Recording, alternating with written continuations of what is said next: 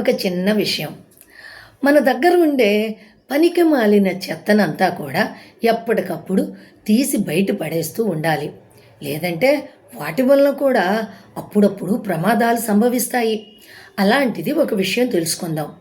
మా ఊర్లో నా చిన్నప్పుడు అంటే అప్పటి కాలంలో రాజారావు గారు అని ఒక పెద్ద ఆయన ఉండేవాడు.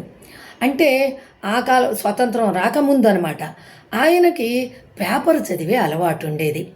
చక్కగా వెళ్ళి రోజు పేపర్ తెచ్చుకొని ఆ పేపర్లో ఉన్న విషయాలన్నీ చదివి దాన్ని మళ్ళా భద్రంగా లోపల పెట్టేవాడు. అలా బాగా అంత కట్టయిన తర్వాత దాన్ని అట్ట కట్టలు కట్టి లోపల పెట్టేవాడు. వాళ్ళది పెంకుటిల్లు. ఆ పెంకుటింట్లో ఒక రూము పెట్టుకొని ఆ రూములో ఈ ఈ పేపర్స్ అన్నీ కూడా అందులో పెట్టేవాడు. వీటిని బయట పెట్టేద్దాము అని భార్య కానీ పిల్లలు కానీ అంటే, అయ్యో వాటిల్లో చాలా విలువైనటువంటివి, చాలా నిక్షిప్తమైనటువంటి చాలా విషయాలు ఉన్నాయి, వీటిని మనం బయటపడేయకూడదు అని చెప్పేవాడు. సరే అని ఆయన మాటకి ఎదురు చెప్పగా అందరూ కూడా ఒప్పుకునేవారు. అలాగే ఏదన్నా కుర్చీ చెడిపోయిందనుకోండి, ఇరిగిపోయిందనుకోండి, ఈ కుర్చీ ఎందుకు బయటపడేద్దాం అనగానే, లేదు లేదు, ఇది మా అత్తగారు నాకు ఆ పెళ్ళప్పుడు ఇచ్చినటువంటి కానుక, కాబట్టి దీన్ని ఆయన గుర్తుగా నేను పెట్టుకోవాలి, వాళ్ళ గుర్తుగా ఉంచుకోవాలి, కాబట్టి ఇది బయటపడేయకూడదు అని దాన్ని తీసుకెళ్ళి లోపల పెట్టేవాడు. ఇలా మరి ఒక గడియారం, అది చెడిపోయింది, ఎందుకు పనికిరాదు కదా, బయటపడేద్దాము, ఎవరికన్నా ఇచ్చేద్దాము అన్నా కానీ ఒప్పుకునేవాడు కాదు.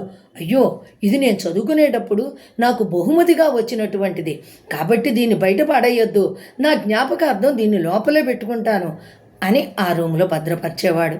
అలా పాడైన వస్తువుల్ని బయట పడనిచ్చేవాడు కాదు. అలా చాలా పుస్తకాలు తెచ్చేవాడు. ఆ పుస్తకాలన్నీ చదివి మళ్ళా వాటినన్నిటినీ కూడా లోపలే పెట్టేవాడు. ఎవ్వరి మాట వినేవాడు కాదు. ఎందుకంటే అవి అన్నిట్లో ఏదో విలువైన సంపద ఉంది, వాటినన్నిటినీ మళ్ళా చూసుకోవాలి అనే కోరిక ఆయనకు బలంగా ఉండేది. అది ఆయనకు అలవాటు అనమాట. చాలామంది చెప్తూ ఉంటారు, నేను పుస్తకాలు కలెక్ట్ చేస్తాను, లేదంటే నేను పేపర్స్ కలెక్ట్ చేస్తాను, స్టాంపులు కలెక్ట్ చేస్తాను, నా హ్యాబీ అని చెప్తూ ఉంటారు. అలాగే ఈయనకి ఇలా అన్నీ దాచిపెట్టేటటువంటి హ్యాబీ అనమాట, అలవాటు. అలా అన్నీ కూడా అలా భద్రపరుస్తూ ఉండేవాడు. అలా అప్పుడప్పుడు వాటిని తీసుకొని ఆ పేపర్లో అప్పుడు ఎవరన్నా ఈయనకు దగ్గరకు వచ్చి అడిగేవారు, ఫలానా రోజున అదేదో జరిగింది కదా, దాని గురించి చెప్పండి, దండి సత్యాగ్రహం జరిగిన విషయాలు మీకు పేపర్లో ఉంటుంటుంది కదా అంటే, అప్పుడు మళ్ళీ ఆ రోజుల్లో ఆ పేపర్స్ తీసి ఆ కట్టొప్ప తీసి దాంట్లో నుంచి తీసి చెప్పేవాడు. ఇలా వాటి వల్ల ఉపయోగాలు ఉండయి అని తెలియజేస్తూ ఉండేవాడు అప్పుడప్పుడు. అలా తను కూడా తెలుసుకుంటూ ఉండేవాడు. ఆయనకి కాలక్షేపమే ఆ పుస్తకాలు, ఆ పేపర్లు అవి అన్నమాట. అలా అలా కొద్ది కాలం గడిచిపోయింది. ఆయన పెద్దవారైపోయారు. ఇంకా పెద్దవారైపోయిన తర్వాత ఆ రూమ్లోకి పెద్దగా వెళ్ళడం మానేశారు. దాన్ని తీయటం కానీ చూసుకోవటం కానీ తగ్గింది. కంటి చూపు తగ్గింది, నడక తగ్గింది, మనిషిలో వణుకొచ్చింది. ఇక ఎందుకులే అని చెప్పని దాని జోలికి పెద్దగా వెళ్ళడం మానేశారు. తర్వాత అలాగే పుణ్యక్షేత్రాలు చూసొద్దామని ఒక నెల రోజులు బయట అలా అలా తిరిగి వచ్చేస్తారు. అలా వచ్చిన తర్వాత ఆయనకి ఆ పుణ్యక్షేత్రాల గురించి ఇంకా తెలుసుకోవాలనే విషయంతో ఆయన ఆ పుస్తకాలు తీయటం కోసమని ఆ రూము ఓపెన్ చేసి ఆ పుస్తకాల దగ్గరికి వెళ్ళి ఆ కట్టను ఉప్పదీస్తాడు. ఆ కట్ట కింద పెద్ద పాము ఉంటుంది. ఆ పాము కాటేస్తుంది. అంతే పెద్దంగా కేక వేస్తాడు.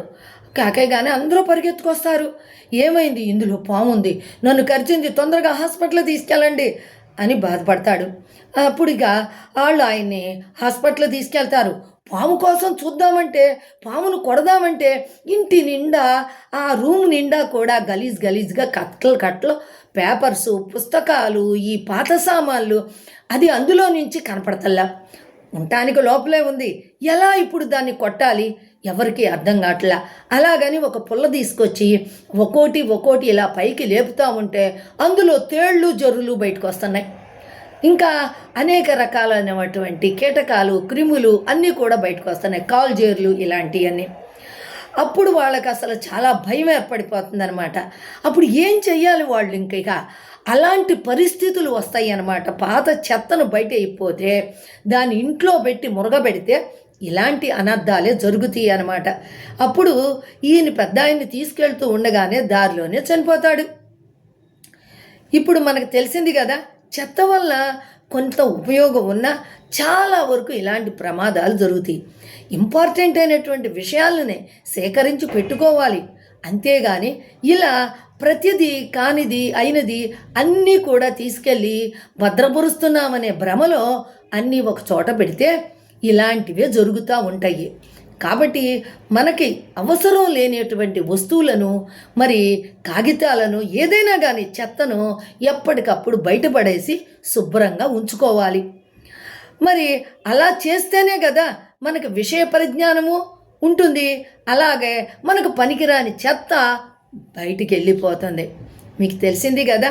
ఇది కనుక మీకు నచ్చినట్టయితే ఒక లైక్ చేయండి, ఒక కమెంట్ ఇవ్వండి, కుదిరితే షేర్ చేయండి.